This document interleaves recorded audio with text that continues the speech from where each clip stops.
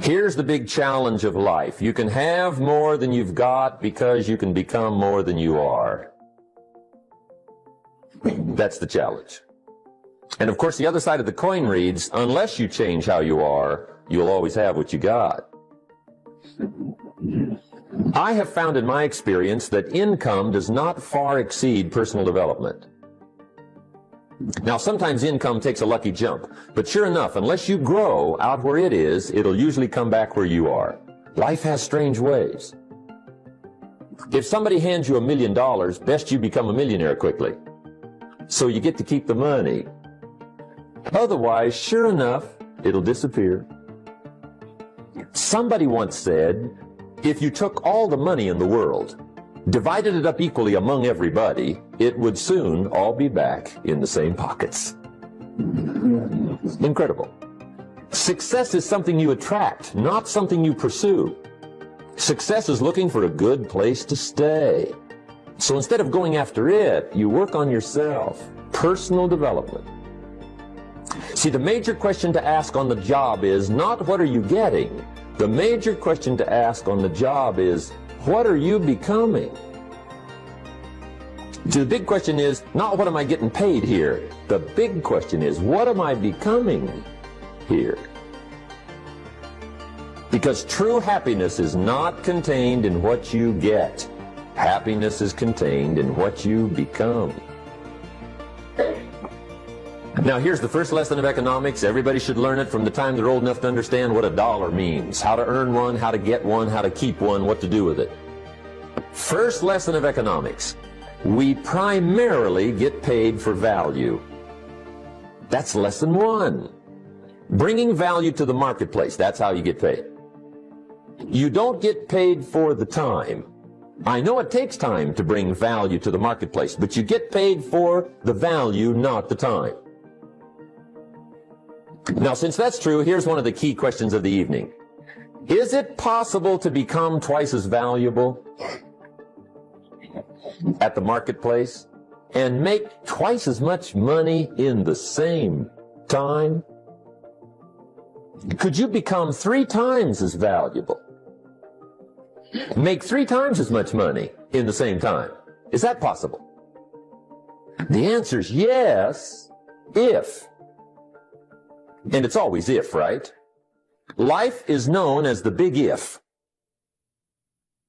Harry Truman once said, life is iffy. How true. And here's the big if we're going to consider it tonight. It's possible to do much better at the marketplace if you go to work primarily on yourself.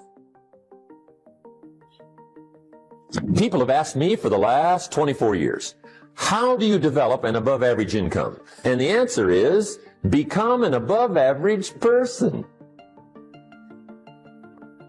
Develop an above average handshake. Some people want to be successful, they don't even work on their handshake. As easy as that would be to start on. They let it slide, they don't understand. Develop an above average smile. Develop an above average excitement. Develop an above average interest in other people. Develop an above average intensity to win. See, that'll change everything. Probably one of the most frustrating experiences in life is looking for an above average job with above average pay without becoming an above average person. It's called frustration.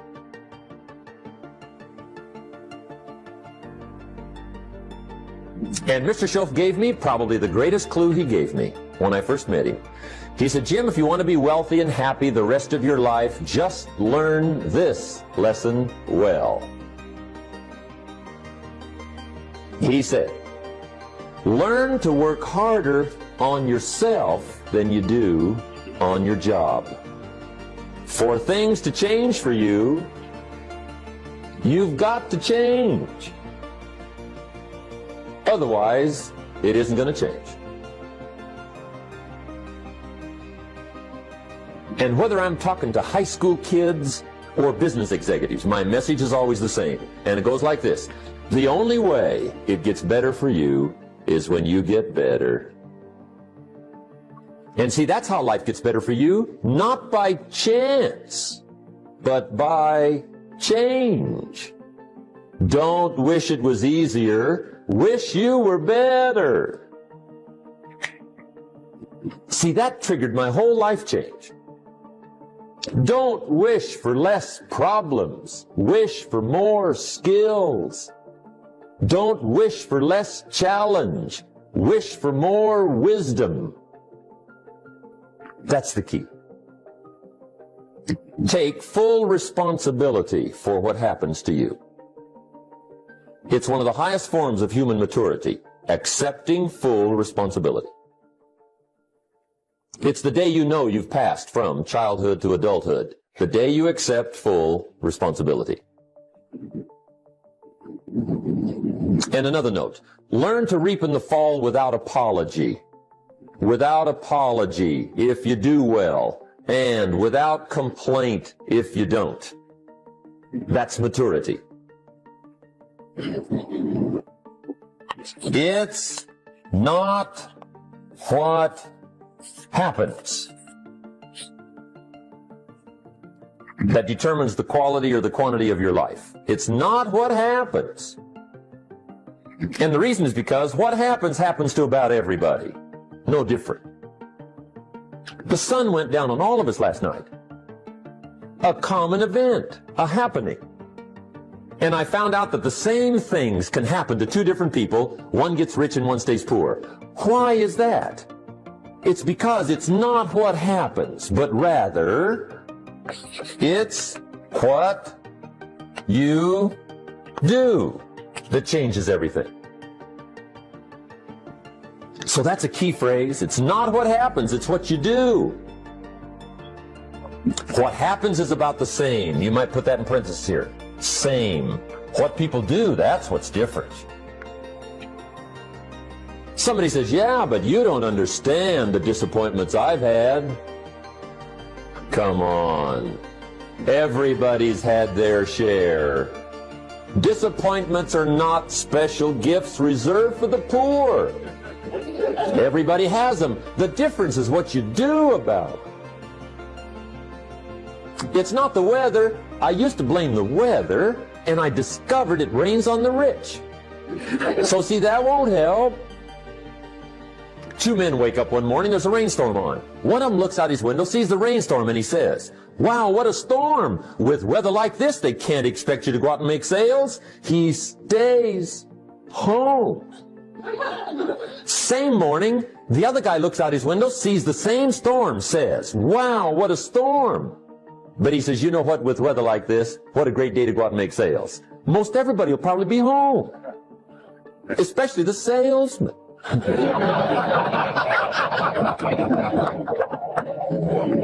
See, that's the difference in how your life works out. It's not what happens, it's what you do. So here's one of the key questions of the evening. Starting tomorrow, what are you going to do that'll make a change in your life's direction? Good question. What are you going to do starting tomorrow that'll make a difference? Now see, if you don't do something starting tomorrow that'll make a difference, guess what? It's gonna be the same. And see, that way you can guess what the next 5 years are going to be like. Look at the last 5. Because the next 5 are going to be like the last 5 unless you, major key, tomorrow, change it all. Or change a little, or change something, or don't change. It's choice time. You can do whatever you want. But it's nice to know any day you wish you can change your whole life. What can you do starting tomorrow that'll make a difference? Good question. What can you do with economic chaos, massive disappointment? What can you do with a broken heart? What can you do when it won't work? Good question. So if I had a word with you tonight, one-on-one, just you and me, I think my personal advice to you would be, reach down inside of you and come up with some more of those remarkable human gifts. They're there, waiting to be utilized. And then change anything for you you want to change. And I challenge you to do that because you can change. If you don't like how it is for you, change it. If it doesn't suit you, change it. If it doesn't please you, change it. If it isn't enough, change it. And I challenge you to do that because you can change. See, you don't ever have to be the same again after tonight, only by choice. Major step to human progress: discipline. If there's one thing to get excited over, that's it. Get excited over your ability to make yourself do the necessary things. What could you make yourself do starting tomorrow that would change it all? No! Tell it. Now, see, that's exciting. On any given day, you can massively change the direction of your life. Murder is a clear example that any one person on any given day can forever alter the course of their life. It just happens to be a negative act. But just as sure as you can commit a negative act, you can also commit a positive act and forever alter your life whenever you wish. Now that's exciting. And whatever that act might be that changes your life. The guy finally takes a shotgun to his car and blows out every window, destroys every tire, puts 100 rounds in this shabby old thing. And he says, I have driven this embarrassing thing for the last time. And not only will I never drive it again, nobody else will ever drive it again. And he lets that shuddering thing stand there for a while as a monument to the day he said, today my life changes. Now who can do that? Anybody. When can you do it? Whatever day you pick.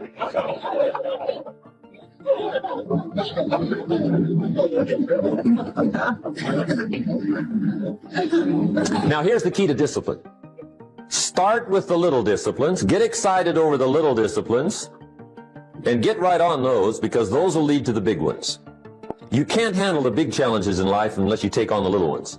Make a list of all the things you can do, get right on those. Find out how things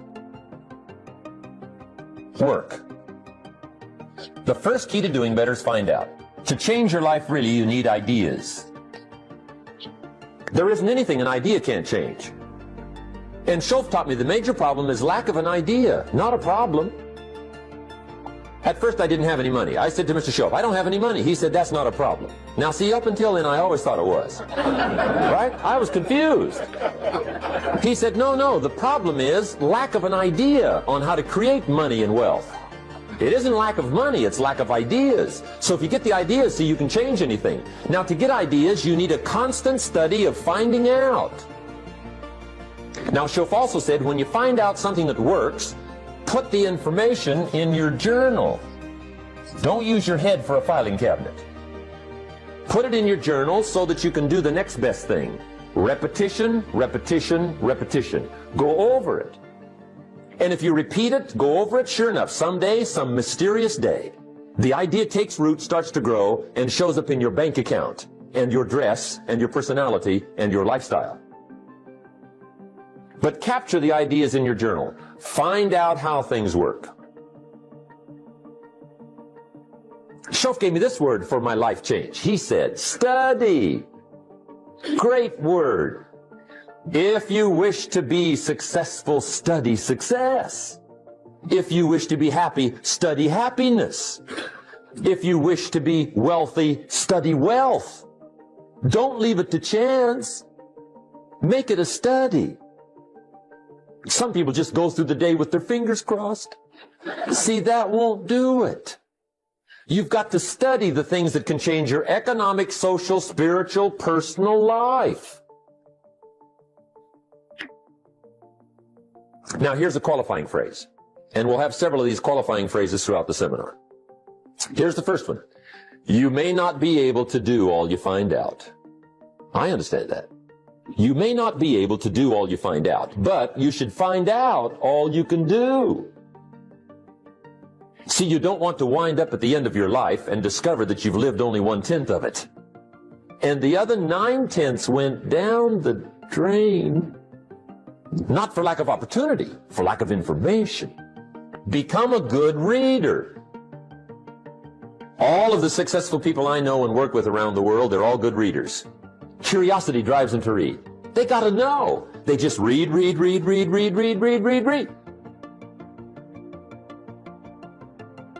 Become a good reader. Now that's my opinion. Listen to the other lecturers and listen to me and make up your own mind. Don't be a follower, be a student. Okay? I say, really, for life change, you got to read. One way to learn is from your own experiences, but another way to learn is from other people's experiences. See, one book might save you 5 years if you read it. Did you know there's books on how to be stronger, more decisive, be a speaker, be a leader, have a better effect on other people, develop your personality? Did you know there's books on that? And people don't read them? How would you explain that? And they can read. Did you know that hundreds of successful people have written their stories in books and they wrote down how they did it and people don't read it? How would you explain that? The guy's busy, I guess. You know, you get tied up. The guy says, well, yeah, you work where I work, but the time you struggle home, it's late. You got to eat a bite of supper, watch a little TV, get to bed. You can't sit up half the night reading. And the guy's behind on his car payment. Good worker, hard worker, sincere. But you got to be better than sincere and work hard. Otherwise, at the end of your life, you'll wind up cold, stony broke. You got to be better than a good worker. You got to be a good reader. To the pessimist, the glass is always half empty. To the optimist, the glass is half full. Why would the same measure affect people two different ways? Answer: it all depends on how you look at it. Our lives are mostly affected by the way we think things are, not the way they are. The way we think they are affects us most. There's a subject we don't have time to get into tonight called better thinking habits. One of the major things Shove taught me when I met him, he said, poor thinking habits keeps most people poor. Not poor working habits. Most people work hard, but they don't think hard. And Shove taught me that the mind is like a factory, a mental factory. And whatever you think about all day long pours ingredients into this mental factory. And that's what builds the economic, social, financial fabric of your life. He quoted me a Bible phrase that says, as you think, so you become. How awesome. When he talked about poor thinking habits, he had me. I used to start the day reading the morning newspaper. I mean, you can believe that or not. I'd get a cup of coffee and read the paper. I'd load up on wars and riots and murders and stabbings and killings and bank robberies and muggings and car wrecks and tragedies.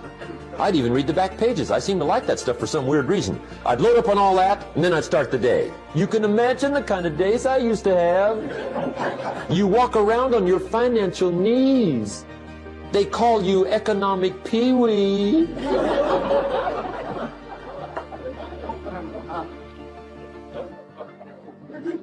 The guy says, I want to be a great leader. Wonderful. The first thing we do is follow him to his house. When we get there, we walk in and check his library. Number one. Somebody says, well, why check his library? The reason is because what a man reads pours massive ingredients into his mental factory, and the fabric of his life is built from those ingredients. You would not believe what some people have got in their house to read. You would not believe. One of the best dressed up words I know for a lot of it is trash. Can you imagine dumping a barrel of trash into this mental factory every day and coming out with a rich, dynamic, positive life? It can't be done. You might as well try making a cake with cement. The kids back in Danbury, Connecticut, high school, they're asking me questions one day. I'm talking to the kids. Kids got good questions these days. One of them said to me, Mr. Rohn, how do you build the good life? I said, it's simple. It's not easy, but it's simple. Here's how you build anything. Select the right ingredients, keep out the wrong ingredients, and it starts with thought. Everything starts with thought. So you must be wise and careful what you think about, because that starts everything. You got to be wise and careful. I asked the kids, what would happen if somebody dropped sugar in my coffee? They said, well, you'd be okay. I said, what if somebody dropped strychnine in my coffee? They said, well, you'd be dead. I said, correct. Lesson 1. Life is both sugar and strychnine. You gotta be careful. I said, what if my worst enemy drops in the sugar? They said, will you be okay? I said, what if my best friend, even by accident, drops in the strychnine? They said, well, you'd be dead. I said, correct. Lesson 2, watch your coffee.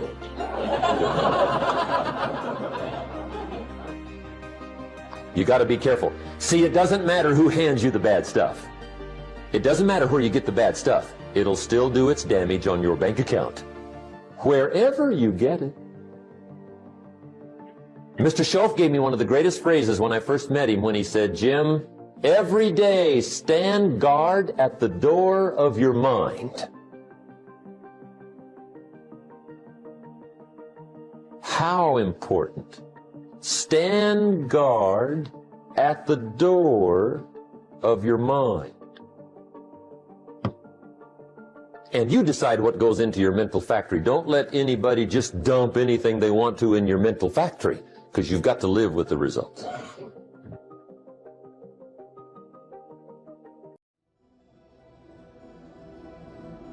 Doubtless. You can't have no doubt.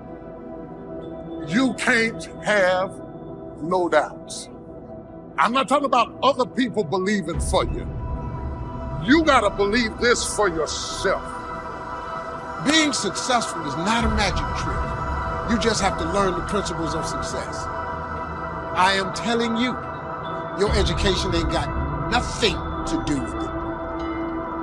It's your dreams and visions. A man without a dream or vision shall perish. Now, when you gonna ask him for it, and are you gonna wait for it to happen? Or are you gonna lose faith? Well, I guess it wasn't the Lord's will. Who are you? How you know what God's will is? It all happens at an appointed time, but you have to stay in faith for the appointed time to happen for you. You've got to sell yourself every day on your abilities, on the goal that you want to reach. You can learn all the techniques in the world. If you don't believe in yourself, it won't happen for you. And as you convince you, as you sell yourself, every day you will begin to see a difference in the things that you're doing. Telling yourself every day, here I go again, and I got what it takes. This is my day, and nothing out here is going to stop me. It's possible to finish something before you start. In fact, it would be a bit foolish to start until you had it finished. So human beings have this remarkable ability to finish something and then start. We've heard the old expression, don't count your chickens until they're hatched. Say, no, we have the ability to count our chickens long before they're hatched. Because we know, we have faith, we believe. We use the law of averages. There's bound to be at least so many. Out of every dozen, out of every 100, out of every 50. So it's possible to see the end, then begin. Start looking into the future. of what you would like to accomplish, where you would like to go, the person you would like to be, and see if you can't get a better picture of the finished objective. See yourself there. See yourself in possession of. I was in business with Bob Cummings, the old movie star, for a while. He said, decide what you want and then act as if you already had it. And being an actor, he could give us a few tips on acting. Decide what you want and act as if it was already yours. Now, the reason we can act thinking that it's already ours is because not only can we vision the end results, we can also vision the beginning of making it real. So we don't start till it's finished, but it is possible for human beings to finish something before they start. Human beings are the only life on earth that has this incredible capacity to change the course of your life. No other life form can do that. Every other life form except humans seems to operate simply by instinct and the genetic code. In the winter, the goose flies south. How often? Answer, every winter.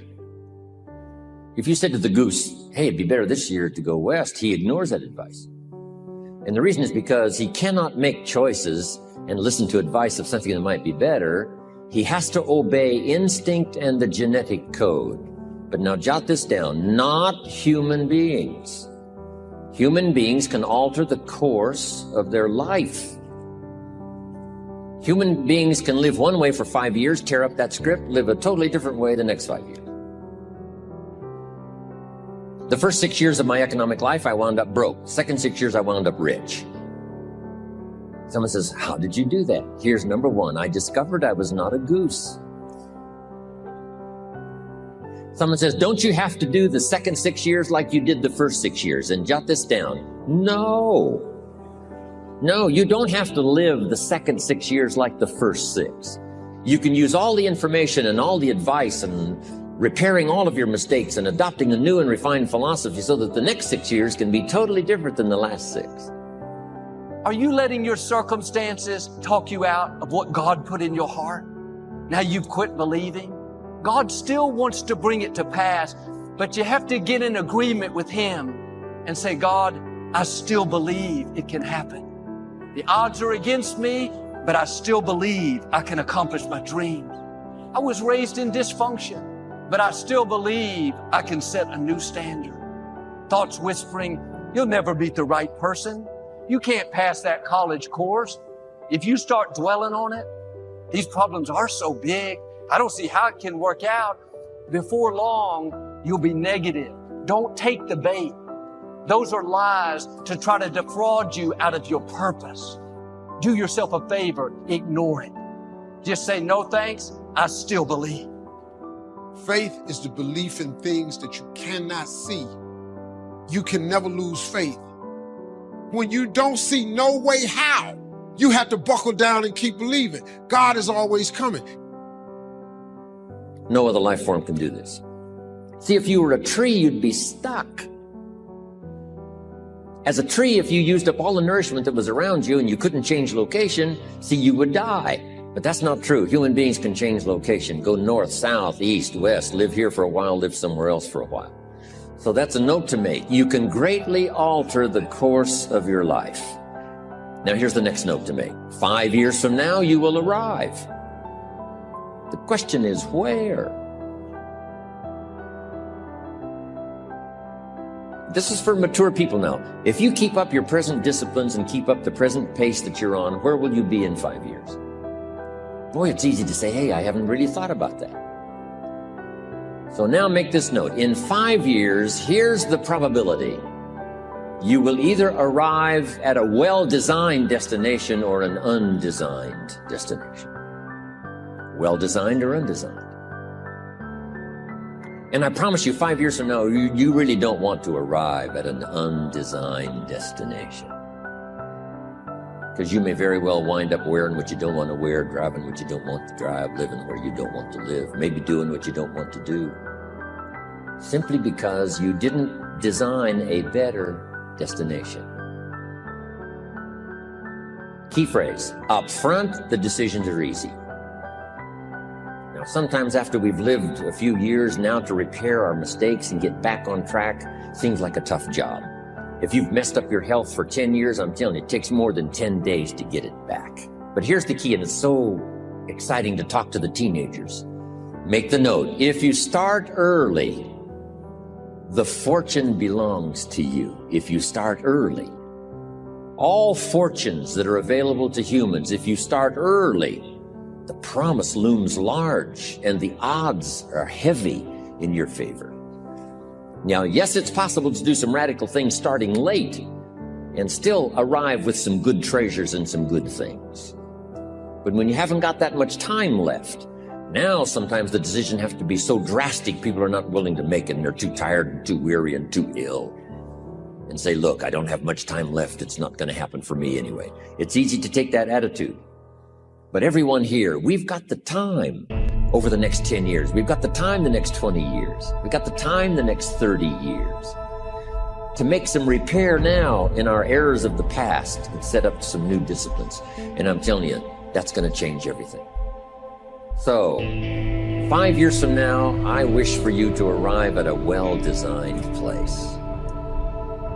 A place of productivity, a place that'll make you feel good about yourself, a place that'll give you honor and respect, a place that'll give you influence to touch other people 5 years from now that you couldn't do today. Where will you be in 5 years? Key phrase, we go the direction we face. We go the direction we face. If you start designing something at the end of this direction, sure enough, you will start going the direction you face. And we face the direction we design.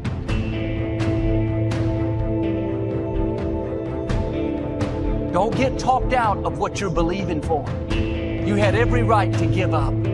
The setback should have talked you out of it. You haven't seen any sign of things changing.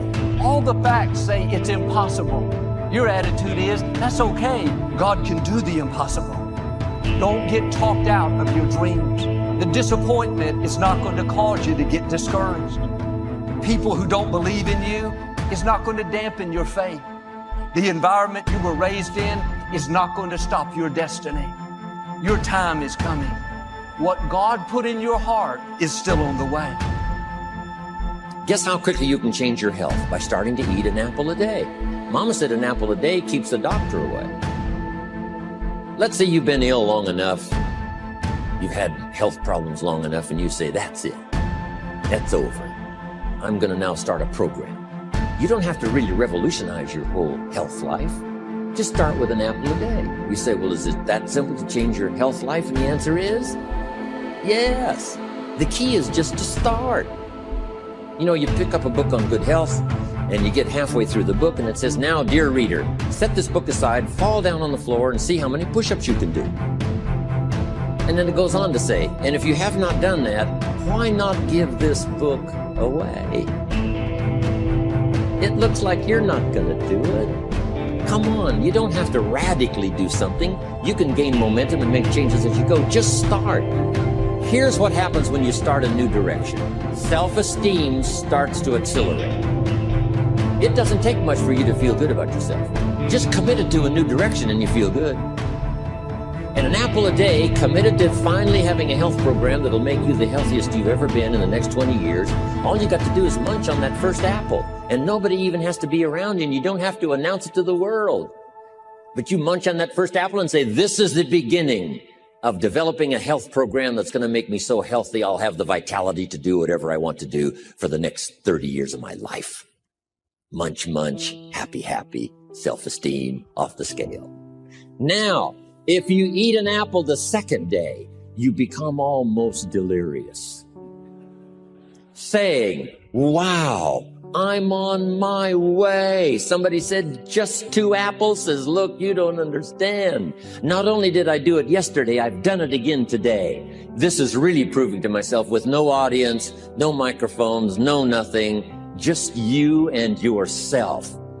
You've convinced yourself, I'm on my way to the healthiest I ever have been. I'm starting a new life. This is the second day. I'm on my way. That's how easy it is to change your life. You don't need some dramatic vision. Just begin something. And maybe by health or by whatever other things we can think of to do, you just get back on a better track. Okay? It's a small journey to changing direction.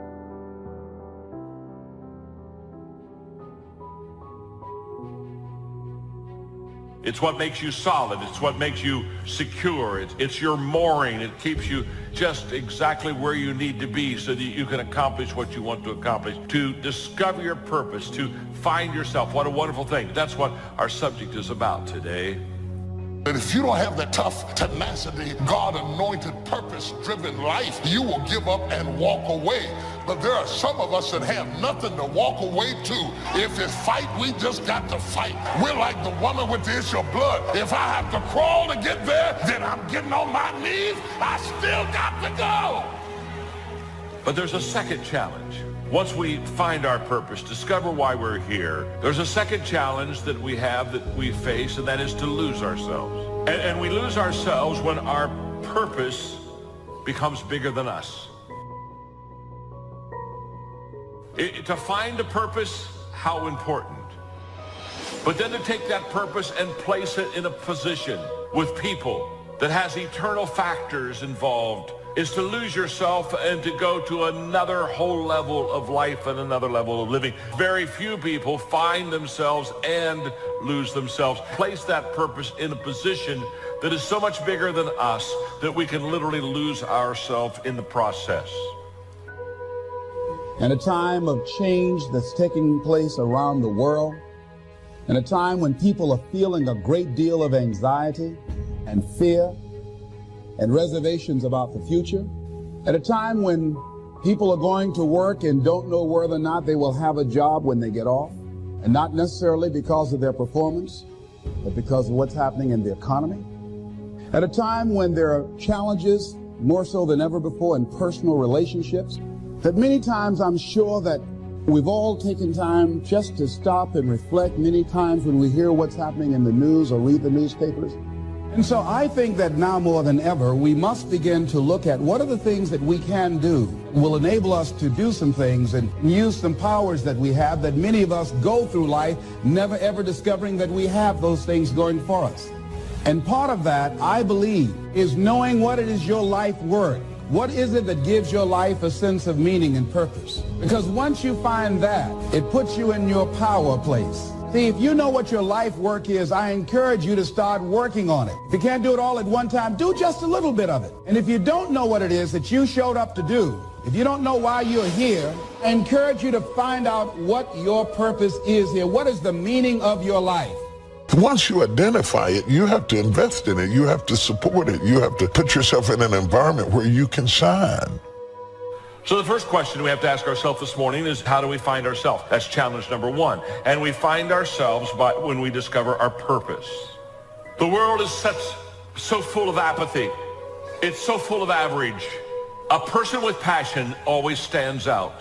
It sets us apart. It sets us above the crowd. That once you have passion and once you have a sense of energy in your life, it just sets you apart. It distinguishes you. It already gives you what I would call a head start in success in life. There are way more followers in the world than there are leaders. Never assume people think of you the way you think of yourself.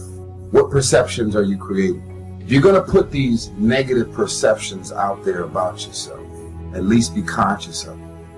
So I'm saying that we have to work through the challenges of life in learning how to begin to work to fortify ourselves. I can live my dream. I can find my purpose in life. I deserve more for myself.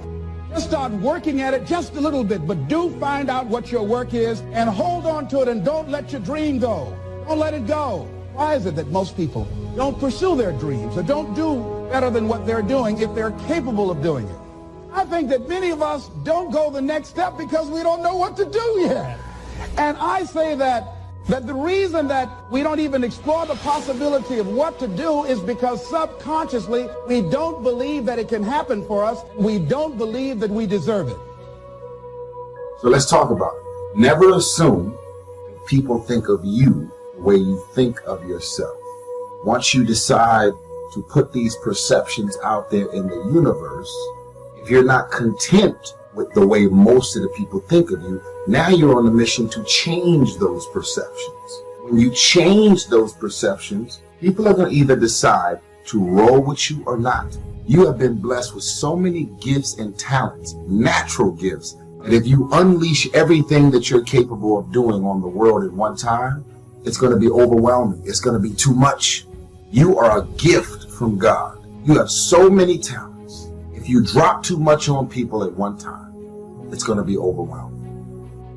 There are going to be plenty of times in your life when you're not happy. There might be years. And so it's a shallow boat in a very rough ocean. Happiness is something that descends upon you. Everyone knows that. It comes upon you suddenly. And then you should be grateful for it because there's plenty of suffering. And if you happen to be happy, wonderful. Enjoy it. Be grateful for it. And maybe try to meditate on the reasons that it manifested itself. Because it can come as a mystery, you know. You don't necessarily know when you're going to be happy. Something surprising happens and delights you. And you can analyze that. You can think, well, I'm doing something right. I'm in the right place right now. I've done something right. Maybe I can hang on to that. Maybe I can learn from that. What you should be pursuing instead is you should be pursuing who you could be. That'd be the first thing. It's like, because you're not who you could be, and you know it. You have guilt and shame and regret. You berate yourself for your lack of discipline and your procrastination and all your bad habits. You know perfectly well that you're not who you could be. And God only knows who you could be. And so that's who you should be that's what you should be striving for. And associated with that, you should be attempting to formulate some conception of the highest good that you can conceive of, that you can articulate. Because why not aim for that? Your life is short and it's troublesome. And perhaps you need to do something worthwhile with it. And if so, then you should do the most worthwhile thing. Figure out what that is for you and to dispense with those parts of you that are unworthy. And then maybe, if you're fortunate and you do that carefully, then happiness will descend upon you from time to time. And that's the best you've got. And then also perhaps during sorrowful times, the fact that you've strengthened your character and that you're aiming at the highest that you can conceptualize, that'll give you the moral fortitude to endure without becoming corrupted during those times. So here's what I'm suggesting. How much time do you spend working on you? How much time do you spend every day working on your dream? In the last 90 days, how many books have you read? In the last year, what new skill or knowledge have you acquired? What kind of investment have you made in you? I'm saying that as you begin to look at where you want to go, if you want to make it today, and things are changing so fast you have to literally run to stand still, I'm saying that you've got to make some conscious effort to begin to work to develop you. And I'm here to tell you, there are a whole bunch of you out there. You're adding value to the dream of somebody that you're working with. You're making a difference. So your purpose may not be just for personal use. It may be for corporate use or collective use. It may be bigger than you. Does that make sense? Passion. But the second question we ask ourselves is not only what am I passionate about, but what are my strengths? What am I good at? What is my spiritual giftedness? Because when God created you, he gave you gifts, spiritual strengths to enable you to find and fulfill your purpose. Disciplines undone in the future give us poor results. Discipline managed well gives us good results. We're affected by our dreams, our vision of the future. You want to make sure that the greatest pull on your life is the pull of the future. Some people live in the past and let their life be continually pulled and influenced by the past. And yes, we must remember the past and review the past to make it useful to invest in the future. Make sure that the greatest pull on your life is the pull of the future. If you're skimpy on your dreams, that isn't very well planned, then it doesn't pull very hard. Then you have more of a tendency to be pulled by the past or to be pulled apart by events or circumstances. So in order to save yourself from being pulled apart by distractions or pulled back to the past, you want to now start really designing the future so that the greatest part of your attention and pull, like a magnet, pulls you forward into the future to accomplish your goals. Goals are like a magnet. They pull, and the stronger they are and the more purposeful they are, the bigger they are, the stronger they pull. If you have excellent goals, here's what they also do. They pull you through all kinds of down days, down seasons. They pull you through distraction on every side. It says, look here, look here, look here. Strong, powerful dreams like a magnet pull you through that. Some people get swallowed by the disaster because they have nothing on the other side of the disaster to pull them through. At the other side of the difficult time, at the other side of the down time. If you've got plenty out there to attract and pull, it'll pull you through all these things. And very little of it will attach itself to you. You'll be able to get through some of the most difficult times if you have this spectacular vision ahead of you of where you're going and what you're going to accomplish. Getting through will be easy.